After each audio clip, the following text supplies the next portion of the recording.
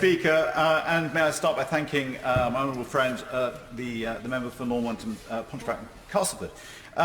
This is clearly not an abstract debate. This is extremely serious in terms of the impact it's going to have on us. The question of customs union is so important. It strikes at the heart of our trade policy and our business exports and imports and the strength of the UK economy.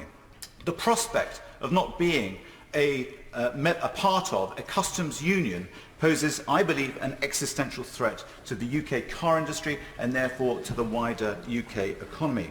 What they are calling for, and businesses more generally, is certainty and clarity and of course urgently. And not just businesses, but of course their representatives, the CBI, the IOD and the Federation of Small Businesses as well.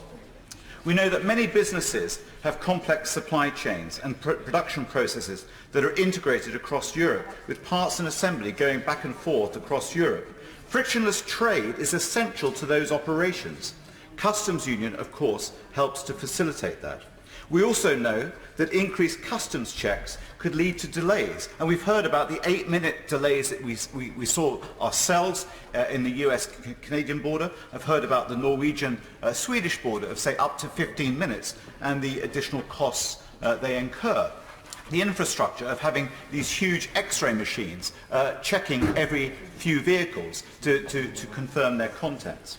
And of course we know that Northern Ireland relies on frictionless border for continuation of peace. The symbolism of that appearance of a manned or marked border between Northern Ireland and the Republic puts at risk the peace secured by the Good Friday Agreement. For all those reasons, I would argue it is vital that we remain in the customs union. As the MP for Warwick and Leamington, which is at the heart of the car industry, I cannot stress enough just how critical this issue of the customs union is and how costly it will be to the sector. 79% of all components used in the UK car industry come from Europe or from abroad. And if WTO rules are applied, that will see an incremental cost of 1.8 billion to our exports and 2.7 billion sterling on imports.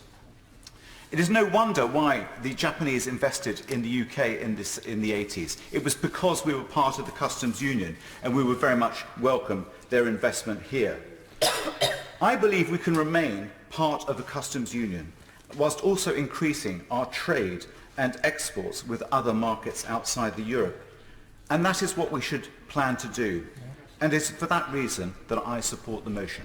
Thank you. Order.